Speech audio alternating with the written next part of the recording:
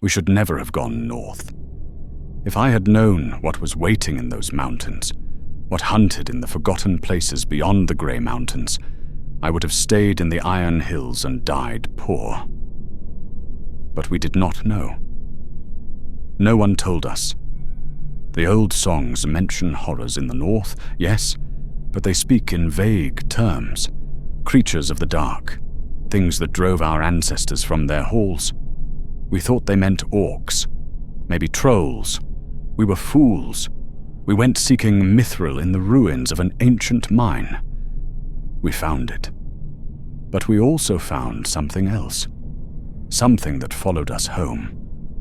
And now I lie awake at night, listening for sounds in the mountains above our settlement, wondering when they will come down from the high places and finish what they started. My name is Nurburgg, son of Thráin. I led an expedition into the far north 3 months ago. I took 9 dwarves with me. 3 of us came back. And I am telling you this now because the things we found up there, the things we thought we had escaped, they are here. They followed us, and no one believes me when I tell them what is coming. The expedition was my idea. I am a prospector by trade, have been for 60 years. I search for new veins of ore, new sources of wealth for our people, and I am good at what I do. I have found iron and copper, and even small deposits of gold, but never mithril, true silver, the metal that is worth more than gold, that our people prize above all others. Mithril has not been found in significant quantities since the mines of Khazad-dûm were abandoned. What little exists is hoarded, passed down through generations, worth fortunes. So when I heard rumors of an old dwarf mine in the far north, a mine that had been abandoned centuries ago because of the dangers in that region, a mine that supposedly had an untapped vein of mithril beneath it, I had to investigate. Had to know if it was true. The rumors came from a trader who had passed through the Iron Hills, a man from the north who dealt in old maps and forgotten knowledge. He showed me a map, ancient and fragile, that marked the location of a dwarf settlement called Nurburgg. I had never heard the name. Checked our records and found only a brief mention. Nurburgg had been established in the Second Age, far to the north of the Grey Mountains, in the frozen wastes where few ventured. It had been abandoned after only 2 generations. The records did not say why, just that the dwarves had left in haste and never returned. The trader claimed he had found documents suggesting Nurburgg had been built specifically to mine a massive vein of mithril. That the vein had been discovered, but never fully exploited before the settlement was abandoned. If that was true, if there was still mithril there, it would be worth the risk. I assembled a team, 9 dwarves, all experienced, fighters and miners both, because I knew the north was dangerous. Balin, my oldest friend, who had fought orcs in his youth and whose judgment I trusted above all others. Dwalin, his brother, strong as an ox and twice as stubborn. Nori, a scout who could track a mouse across bare stone. Beaufort, a miner who knew stone better than anyone I had met, who could tell you the quality of ore just by the sound his pick made. Bifa, Beaufort's cousin, quiet but deadly with an axe. Killy and Philly, young brothers eager to prove themselves, full of the confidence of youth. Gloin, a merchant who funded part of the expedition in exchange for a share of whatever we found.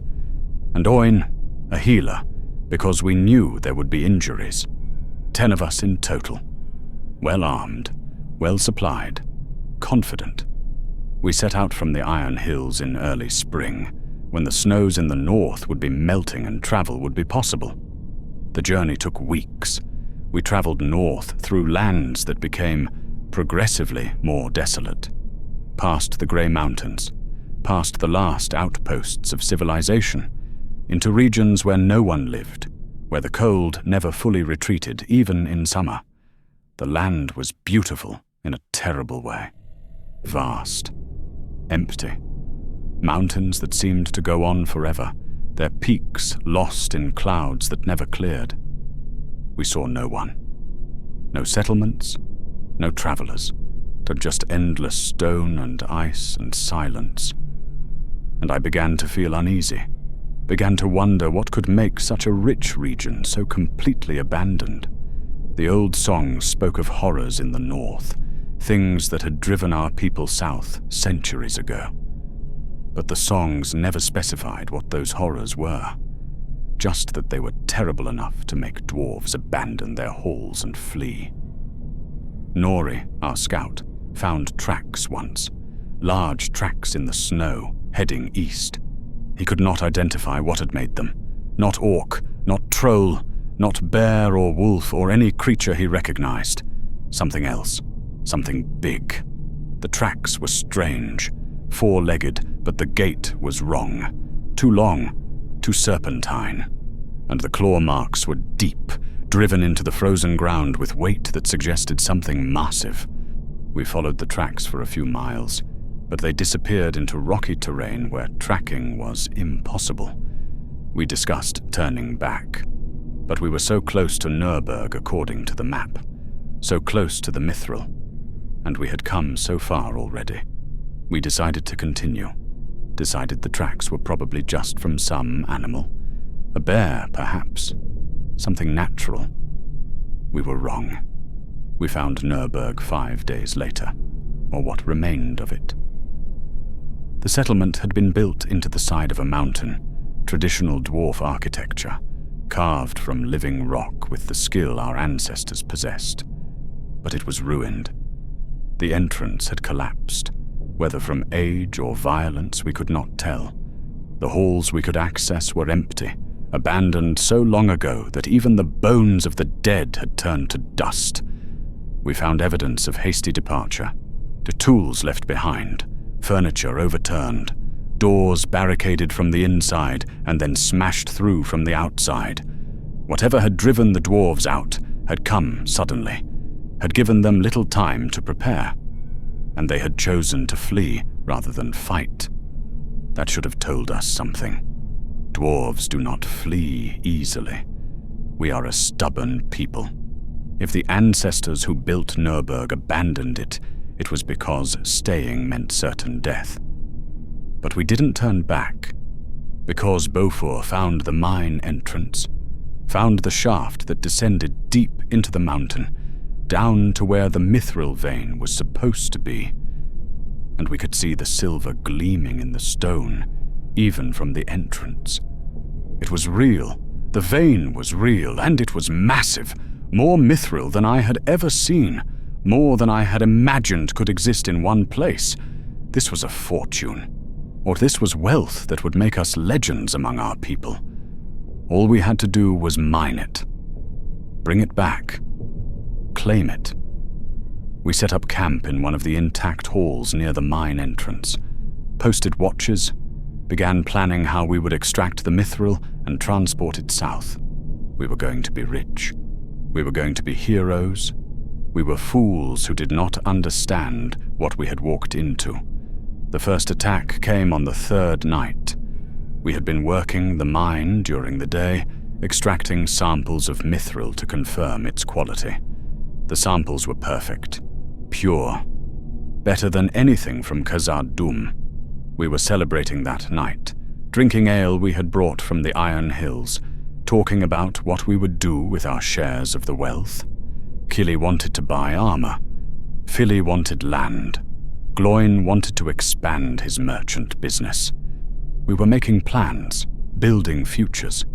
Kili and Fili were on watch, stationed at the entrance to the hall with a fire burning to keep them warm and alert.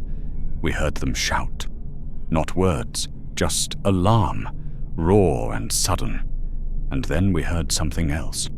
A sound I had never heard before, and have heard in my nightmares every night since. A hiss, low, resonant, like steam escaping from a vent, but deeper, more organic, more deliberate.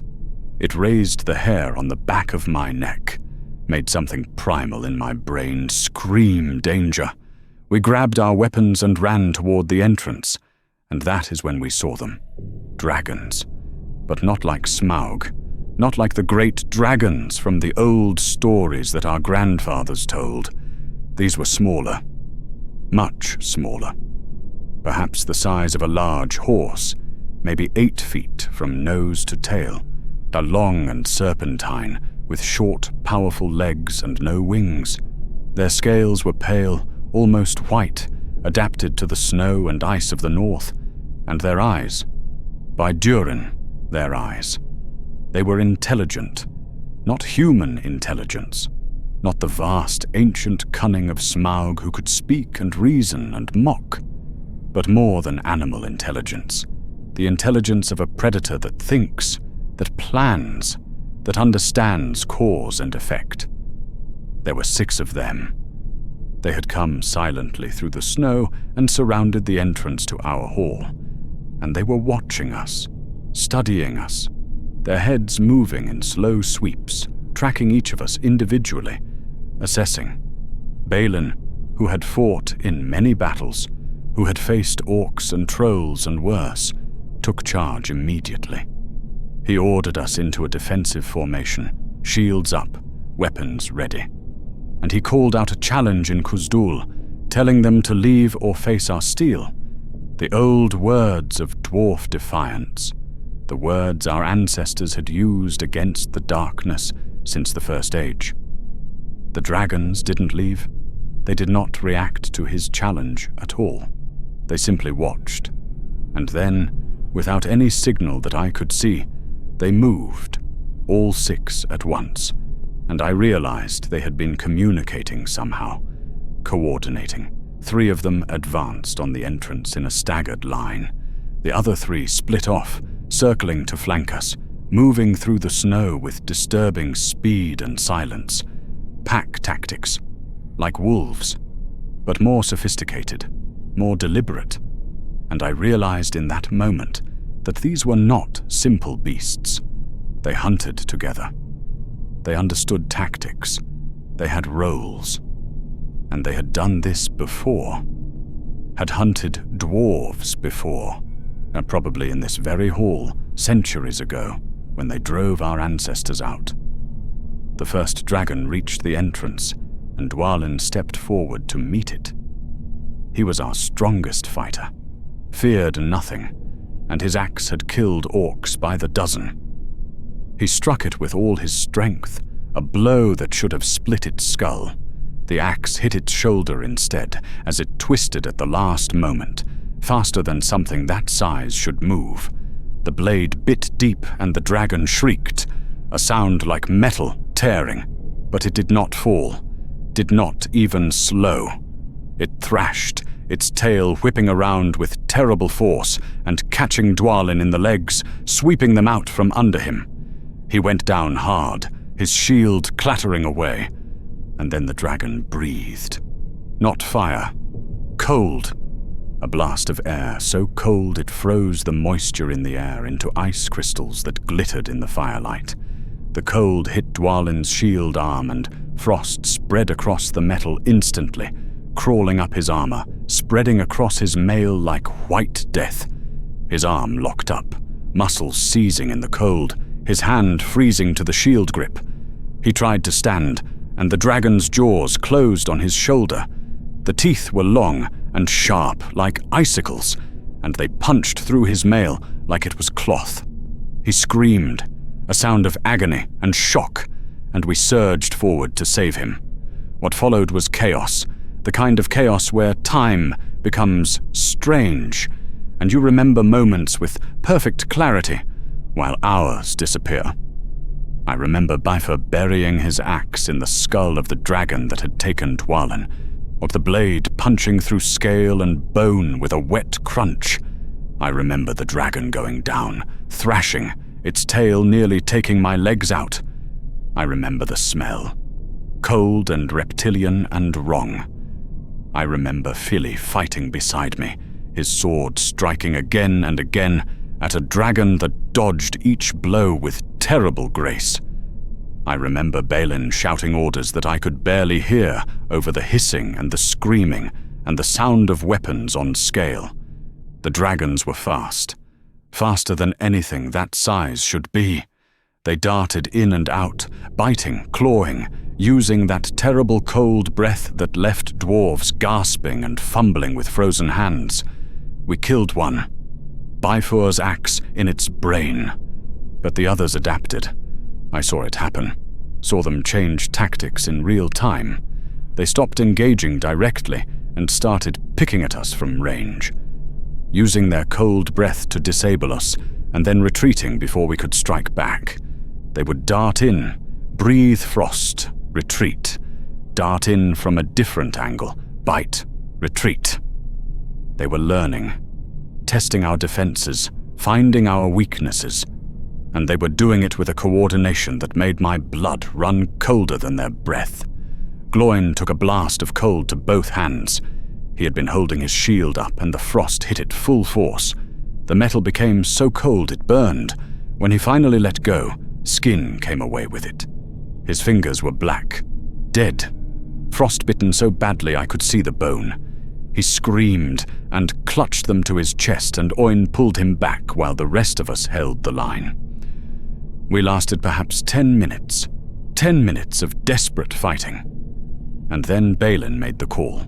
We retreated into the hall, pulled Dwalin with us, 2 of us carrying him while he moaned in pain, sealed the entrance with rubble and furniture and anything we could move, built a barricade, and we tended to our wounded while the dragons hissed outside, circling, waiting. Dwalin's shoulder was torn badly, 3 deep punctures where the teeth had gone in. Owen did what he could, packed the wounds with cloth, tried to stop the bleeding, but it would not clot properly. Something in the dragon's saliva, maybe.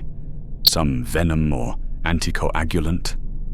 The blood kept coming, soaking through the bandages, and Dwalin's face grew pale. Gloin's hands were destroyed, the flesh black and dead. Owen said he would lose all his fingers if we could not get him to proper healers soon. 2 dwarves down from a fight that had lasted minutes. We had been in the north for less than a week, but we had found the mithril, and we had already lost 2 dwarves to injury that would likely kill them if we did not get south soon. We should have left then. Should have abandoned the mithril and fled immediately. But we did not, because the dragons had withdrawn, had disappeared into the night, and we convinced ourselves that we had won, that we had driven them off, that they would not return. We posted double watches, reinforced the barricade, and we tried to sleep while Dwalin moaned in fever and Gloin wept quietly over his ruined hands. The dragons did not leave. When dawn came and we cautiously looked outside, we saw tracks in the snow, circling our position. Dozens of tracks.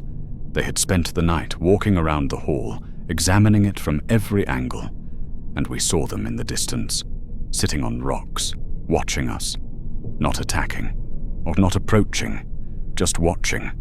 And that was worse somehow than if they had attacked, because it meant they were patient, planning.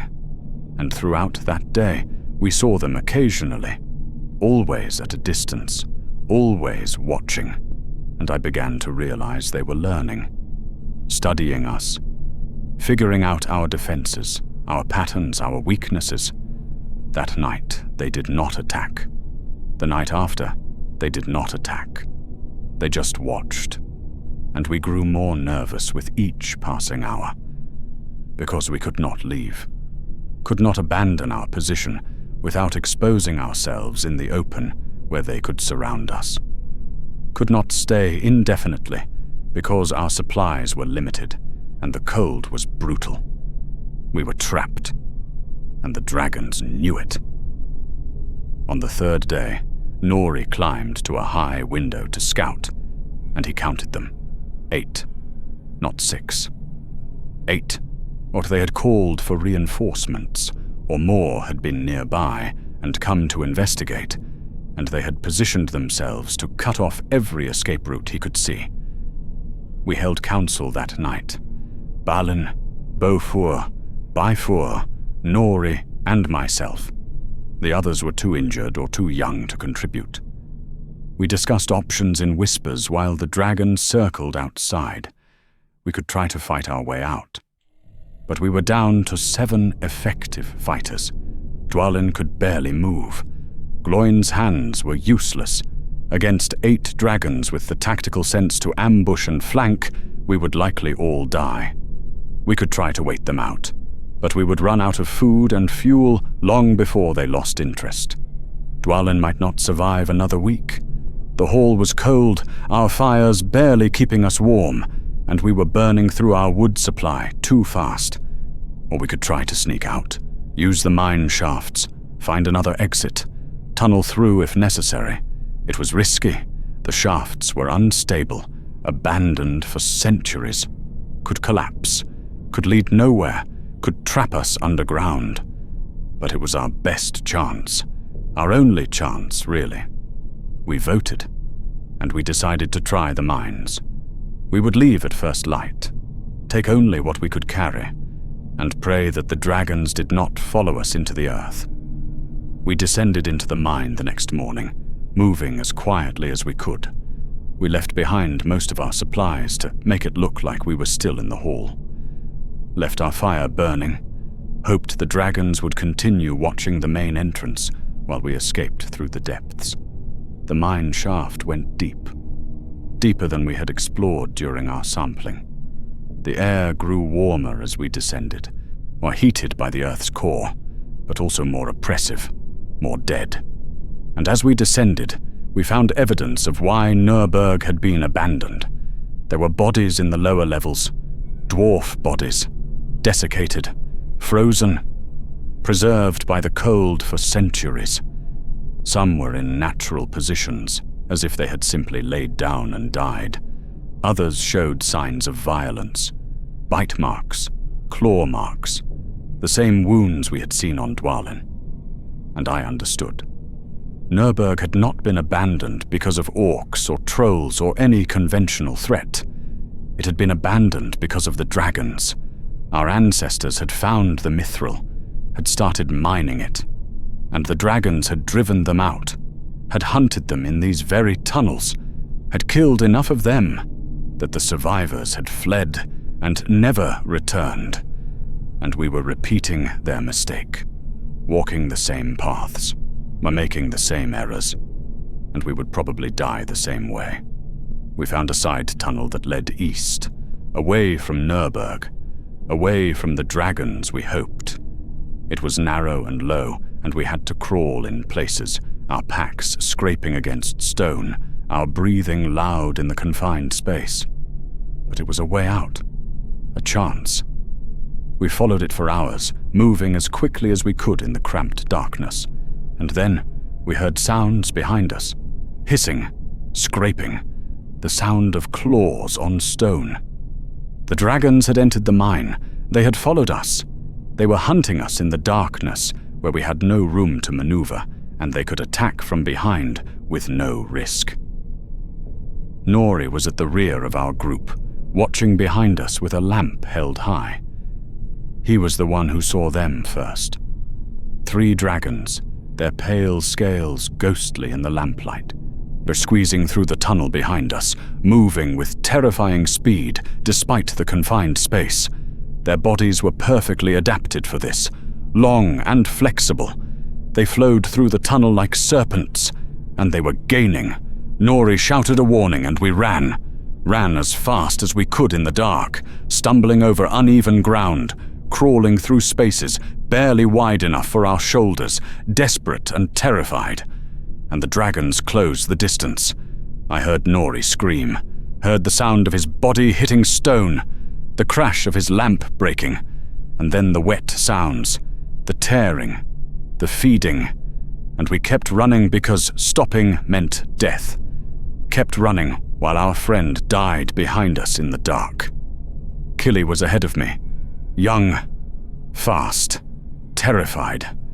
The tunnel floor was uneven. covered in loose stones. His foot caught. He went down hard, his head striking the wall with a crack I felt in my bones. He tried to get up, shook his head, tried again, and I saw the dragon behind him, its jaws opening. Philly tried to go back, screamed his brother's name, and tried to turn around in the narrow space. Balin grabbed him, held him back with strength born of desperation, dragged him forward while Killy screamed, while the dragon's teeth found him, while his brother died 5 feet behind us, and we could do nothing. Nothing but keep running, keep crawling, keep moving forward while the sounds followed us, the hissing, the scraping, the terrible wet sounds of feeding. The tunnel finally opened into a larger chamber, a natural cave, its ceiling lost in darkness, and we saw light ahead, dim, grey, the light of day filtering through an opening. A way out. We ran for it. Balin dragging Philly, who was weeping and trying to go back. Bofur supporting Dwalin, who could barely walk. Owen helping Gloin, whose ruined hands left him stumbling. Beaver and I at the rear, weapons ready, expecting at any moment to feel teeth in our backs. We burst out into daylight, into snow, into the open air. 7 of us now. Nori and Killy dead behind us in the darkness. We ran, did not look back, did not stop to mourn or rest or think, just ran south through the snow, through the mountains, putting as much distance as we could between us and Nurburgg. We ran until our lungs were burning and our legs were giving out. Ran until Dwalin collapsed, and we had to carry him.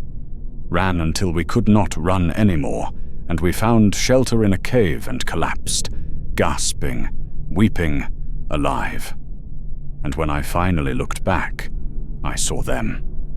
3 dragons, and standing at the mouth of the cave we had emerged from, perhaps a mile behind us, watching us, not pursuing, not attacking, just watching, their pale forms stark against the dark stone.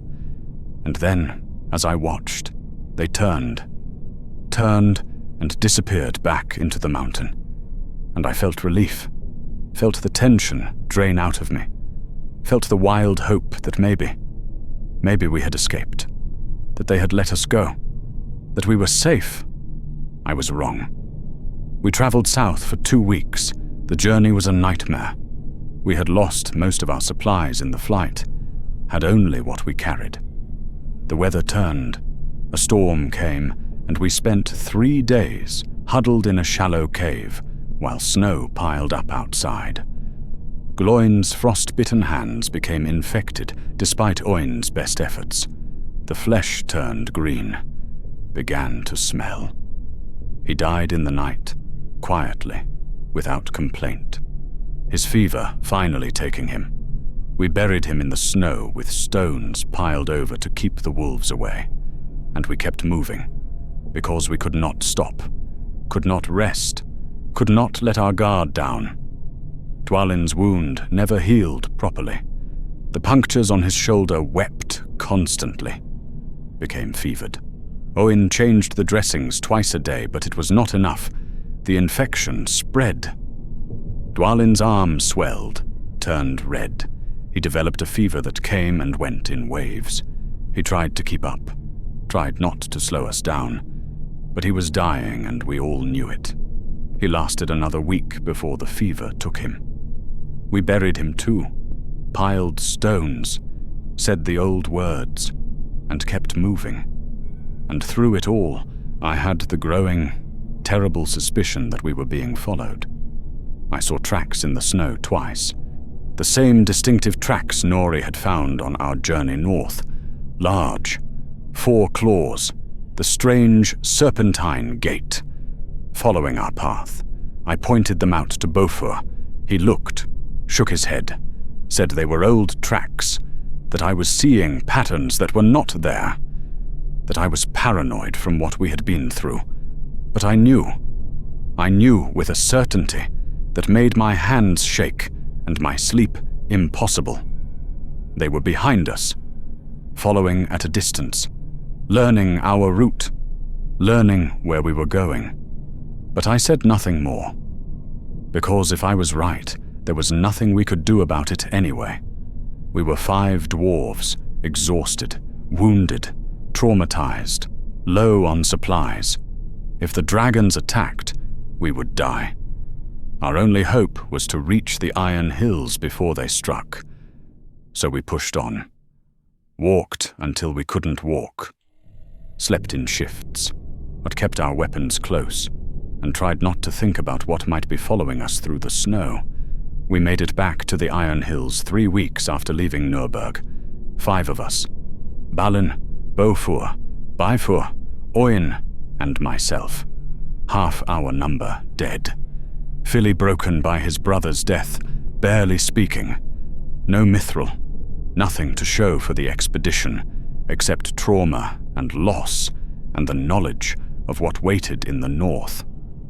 We reported to the elders, told them what we had found, told them about Nurburgg, about the mithril, about the dragons, and they listened, and they nodded gravely, and they told us we had done well to survive, that the north was dangerous and always had been, that we had been brave to venture there, and that we should rest, recover, put the expedition behind us.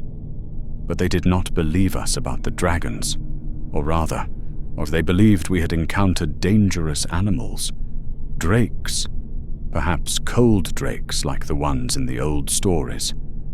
But they did not believe the dragons were intelligent, did not believe they hunted with tactics, did not believe they had followed us into the mines with purpose and strategy. They thought we were traumatized, seeing patterns that were not there, attributing intelligence to beasts that had simply been defending their territory. And when I tried to explain that these were not ordinary animals, that they were something more, that they had studied us and adapted and coordinated, they smiled kindly and told me to rest, to recover from my ordeal. And they changed the subject. I tried to let it go, tried to believe they were right, that I had been imagining things, that the tracks I saw were just coincidence, that we had escaped, and the dragons had stayed in the north where they belonged. I tried to sleep, to return to my normal life, to forget what I had seen in those mountains. But I could not, because I kept seeing those dragons in my dreams, kept seeing the intelligence in their eyes, kept remembering how they had studied us, how they had adapted their tactics, how they had hunted us through the mines with purpose. And I kept thinking about the tracks I had seen on our journey south, the tracks that had followed our exact path. 2 weeks ago, a shepherd came to the settlement. He was frightened, confused. He reported that he had found half his flock dead in the high pastures, not killed by wolves or any predator he recognized. The sheep had been killed in a way he had never seen, with their bodies intact but their blood turned to ice in their veins, frozen from the inside. He wanted to know what could do such a thing, and I knew. I knew immediately, because I had seen dwarves killed the same way, had seen what the cold breath of those dragons could do to flesh and blood. But I said nothing, because I had no proof, because the elders had already dismissed my warnings, because speaking would accomplish nothing except making me look mad. 3 days ago, a hunting party returned from the mountains. They were spooked, reported seeing something in the high passes, something large moving through the snow. They had not gotten close enough to identify it, but they described the way it moved. Long, low to the ground, serpentine. And I knew. And I wanted to scream, wanted to grab the elders and shake them and make them understand. But I did not. Because what could I say? That I thought the dragons from the north had followed us home? That creatures hundreds of miles away had tracked us across the frozen wastes? It sounded insane even to me, and I had no proof, just a terrible certainty that grew stronger each day. This morning, I could not take it any more. I went to the high pastures myself, to see the dead sheep, to look for tracks, and I found them. The same tracks I had seen in the north, the same distinctive pattern. 4 claws. Heavy. Deliberate. Following a path that led from the mountains down toward our settlement. And I followed them backwards. Followed them up into the high passes, my heart pounding, my hands shaking. And I found the lair. A cave in the rocks. Not deep. Not hidden. And inside, clear evidence of recent occupation. Bones. Picked clean. Arranged in piles along the walls. Not the random leavings of an animal. Organized. Deliberate. Sorted by size. The way an intelligent creature might store food for later reference. And on the walls of the cave, scratches. Marks carved into the stone. Patterns that looked almost like counting. Like tallying. Like recording. 4 vertical lines crossed by a 5th. Over and over. Counting something. Days? Prey? I did not know. But it was deliberate. Intentional. The work of something that could plan. That could remember. That could learn. And I understood. The dragons had not just followed us. They had established a presence here. Near our home. And they were watching. Learning. Counting. Preparing. And no one knew. No one believed. No one would act. And I went back to the settlement immediately. Went straight to the elders. Told them what I had found. Showed them the sketches I had made of the tracks, of the cave, of the tally marks on the walls. Described everything in detail. Begged them to send warriors, to search the mountains, to find these dragons before they attacked. And they listened. And they thanked me for my diligence. And they told me they would look into it. But I could see in their eyes they did not believe me. Thought I was obsessed, traumatized, seeing dragons where there were none. And they would not act, would not take the threat seriously. Not until it was too late. Not until dwarves were dead and the settlement was under attack. So I am telling you this now. All of you. Anyone who will listen. We went north seeking mithril. We found dragons. But not the great dragons of legend, not Smaug or Ankalagan. Smaller, but intelligent, strategic, dangerous in ways we did not understand, and we underestimated them. Thought they were just animals. Dangerous animals, yes, but animals nonetheless. And that mistake killed most of my friends. Killed Nori in the dark. Killed Keely while his brother watched. Killed Gloin and Dwalin on the long road home. And now I have led those dragons here. They followed us, tracked us across hundreds of miles of frozen wasteland, learned where we live, and they are here now, in the mountains above our settlement, watching, waiting, learning our patterns, our defenses, our weaknesses, just like they did at Nurburgg.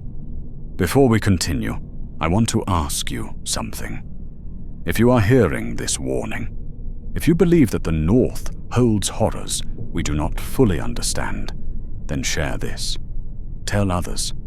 Subscribe to Whispers from the Shire so you can hear more warnings from those who have seen the darkness.